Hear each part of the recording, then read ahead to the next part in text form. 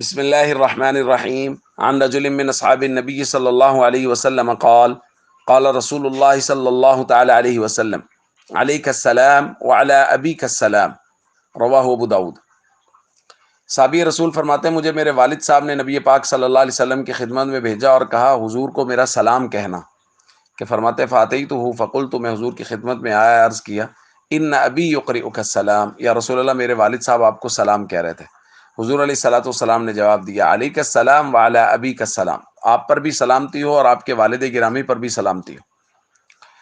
دوستو اس حدیث میں ہم نے دو مسئلے سمجھنے ہیں۔ ایک تو یہ ہے کہ کسی کے ہاتھ سلام بھیجنا، کسی کے واسطے سے سلام بھیجنا، کہ کوئی آدمی سفر پہ جا رہا ہے تو وہاں کچھ اعزا اقربا رہتے ہیں تو اس آدمی کو کہنا کہ میرے فلاں عزیز کو، دوست کو میرا سلام کہنا، یہ جائز ہے۔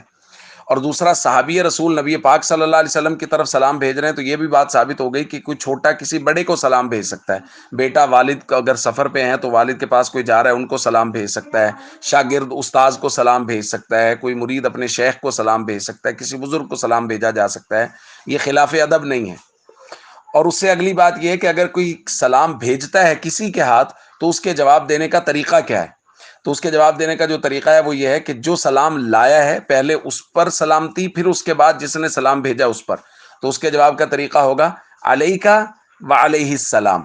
اور بعض لوگوں نے کہا ہے کہ اس دونوں جگہ واو داخل کر دیں، وعلیکہ وعلیہ السلام۔ کسی نے سلام کہا تو اس کا جواب اس طرح دیا جائے گا وعلیکہ وعلیہ السلام یا علیکہ وعلیہ السلام، کہ آپ پر بھی سلامتی ہو اور جس نے سلام بھیجا ہے ان پر بھی سلامتی ہو۔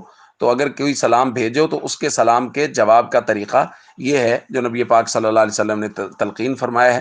اور یہاں دونوں جگہ سلام کا لفظ بھی بولا جا سکتا ہے علیک السلام وعلیہ السلام، کہ آپ پر بھی سلامتی ہو اور جنہوں نے سلام بھیجا ہے ان پر بھی سلامتی ہو۔